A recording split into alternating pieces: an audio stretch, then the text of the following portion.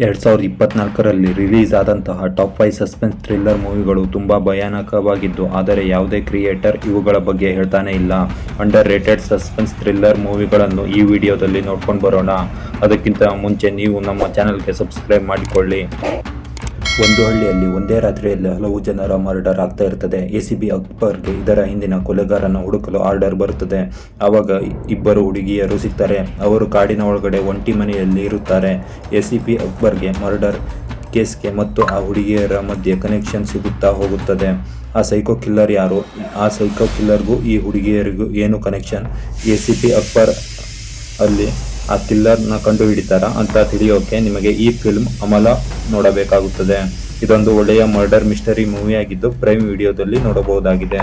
ಒಂದು middle class ಫ್ಯಾಮಿಲಿಯ ಹುಡುಗಿ ಫರಾನ ಅವಳ ಅಪ್ಪ ಅಮ್ಮ ಮತ್ತು ಹಸ್ಬೆಂಡ್ ಜೊತೆ ಇರುತ್ತಾಳೆ. ಅವಳಿಗೆ ಹಣದ ಅವಶ್ಯಕತೆ ಬಂದು ಬಿಡುತ್ತದೆ. ಅದಕ್ಕಾಗಿ ಅವಳು 18+ ಫ್ರೆಂಡ್ಶಿಪ್ ಕಾಲ್ ಸೆಂಟರ್ಗೆ ಜಾಯ್ನ್ ಆಗ್ತಾಳೆ. ಆದರೆ ಅವಳಿಗೆ ಯಾರು ಕಾಲ್ ಮಾಡ್ತಾರೋ ಅವರೆಲ್ಲ ಇವಳಿಗೆ ಅಸಹ್ಯವಾಗಿ ಮಾತಾಡ್ತಾ ಇರ್ತಾರೆ. ಇದರ ಮಧ್ಯೆ ಅವಳಿಗೆ ಒಬ್ಬ ವ್ಯಕ್ತಿಯ ಕಾಲ್ ಬರುತ್ತದೆ. ಇದು ಅವಳಿಗೆ ದೊಡ್ಡ ಸಂಕಷ್ಟದಲ್ಲಿ ತಂದು ಬಿಡುತ್ತದೆ.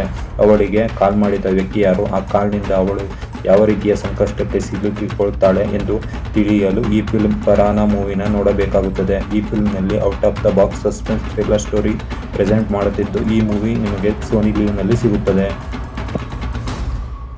ಜಾನಕಿ ಎನ್ನುವ ಹುಡುಗಿ ಪೊಲೀಸ್ ಸ್ಟೇಷನ್ಗೆ ಹೋಗ್ತಾಳೆ. ಅವಳು ಒಂದು ವ್ಯಕ್ತಿನ ಮರ್ಡರ್ ಮಾಡಿದ್ದೀನಿ ಅಂತ ಸ್ಟೇಟ್ಮೆಂಟ್ ಕೊಡ್ತಾಳೆ. ಪೊಲೀಸರಿಗೆ ಆ ಜಾಗದಲ್ಲಿ ಕರ್ಕೊಂಡು ಹೋಗ್ತಾಳೆ. ಆ ವ್ಯಕ್ತಿನ ಕೊಲೆ ಮಾಡಿದ್ಲಲ್ಲ ಅಲ್ಲಿಗೆ ಹೋಗಿ ಹೇಳ್ತಾಳೆ. ಆ ವ್ಯಕ್ತಿನ ಕೊಲೆ ಮಾಡಲು ಒಬ್ಬ ಪೊಲೀಸ್ ಆಫೀಸರ್ ಹೆಲ್ಪ್ ಮಾಡಿದ್ರು ಅಂತ. ಜಾನಕಿಗೂ ಆ ಸರ್ಕಲ್ ಇನ್ಸ್ಪೆಕ್ಟರ್ಗೂ ಏನು ಸಂಬಂಧ? ಆ ವ್ಯಕ್ತಿಯ ಕೊಲೆಯನ್ನು ನಿಜವಾಗಿಯೂ ಯಾರು ಮಾಡಿದ್ರು ಅಂತ ನೋಡುವುದಕ್ಕೆ ಈ ಫಿಲ್ಮ್ ಇನಿ ಉತ್ತರಂ ಮೂವಿನ ನೋಡಬೇಕಾಗುತ್ತದೆ. ಓವರ್ ಆಲ್ ಒಂದೊಳ್ಳೆ ಇನ್ವೆಸ್ಟಿಗೇಷನ್ ಥ್ರಿಲ್ಲರ್ ಮೂವಿ ಇದಾಗಿದ್ದು, ಮಧ್ಯೆ ಮಧ್ಯೆ ಬರುವ ಥ್ರಿಲ್ಲಿಂಗ್ ಸೀನ್ಗಳು ನಿಮ್ಮನ್ನು ಬೆರಗಾಗಿಸುತ್ತವೆ. ಈ ಮೂವಿ G5ನಲ್ಲಿ ಸಿಗುತ್ತದೆ. ಒಬ್ಬ ಕಳ್ಳನು ಒಂದು SUV ಕಾರನ್ನು ಕಳ್ಳತನ ಮಾಡಲು ಪ್ಲಾನ್ ಮಾಡಿ ಒಳಗೆ ಹೋಗ್ತಾನೆ. ಆದರೆ ಅದರ ಒಳಗಡೆ ಟ್ರ್ಯಾಪ್ ಆಗಿ ಬಿಡ್ತಾನೆ. ಆದರೆ ಅವನಿಗೆ ಆ ಕಾರ್ ಒಳಗಡೆ ಸರ್ವೈವ್ ಆಗಬೇಕಾಗಿರುತ್ತದೆ. ಆದರೆ ಆವಾಗಲೇ ಕಥೆಯಲ್ಲಿ ಟ್ವಿಸ್ಟ್ ಬರುತ್ತದೆ. ಆ ಕಾರಿನ ಒಳಗಡೆ ಒಂದು ಬಾಂಬ್ ಸಿಗುತ್ತದೆ. ಆದರೆ ಆ ಕಾರಿನ ಪೂರ್ತಿ ಕಂಟ್ರೋಲ್ ಒಬ್ಬ ವ್ಯಕ್ತಿ ಮಾಡ್ತಾ ಇರ್ತಾನೆ. ಅವನು ಬೇಕಂತಲೇ ಈ ಕಳ್ಳನನ್ನು ಆ ಕಾರ್ ಒಳಗಡೆ ಟ್ರ್ಯಾಪ್ ಮಾಡಿರುತ್ತಾನೆ. ಅವನನ್ನು ಅಲ್ಲೇ ಸಾಯಿಸಲು ಪ್ಲಾನ್ ಮಾಡಿರುತ್ತಾನೆ.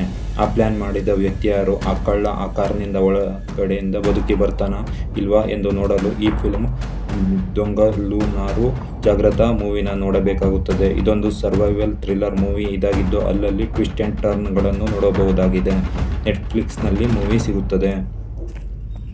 ಒಂದು ಚಿಕ್ಕ ಹಳ್ಳಿಯಲ್ಲಿ ಒಂದು ಹುಡುಗಿಯ ಕೊಲೆಯಾಗುತ್ತದೆ. ಅವಳ ಬಾಡಿಯನ್ನು ನಿರ್ಜನ ಪ್ರದೇಶದಲ್ಲಿ ಹಾಕಿಡುತ್ತಾರೆ. ಪೊಲೀಸ್ ಆಫೀಸರ್ ಈ ಕೇಸನ್ನು ಇನ್ವೆಸ್ಟಿಗೇಷನ್ ಸ್ಟಾರ್ಟ್ ಮಾಡ್ತಾ ಹೋಗ್ತಾರೆ.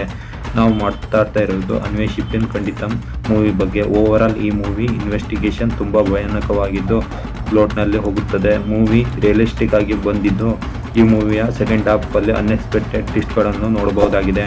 ಈ ಮೂವಿಯನ್ನು ನೆಟ್ಫ್ಲಿಕ್ಸ್ನಲ್ಲಿ ನೋಡಬಹುದಾಗಿದೆ. ಧನ್ಯವಾದಗಳು.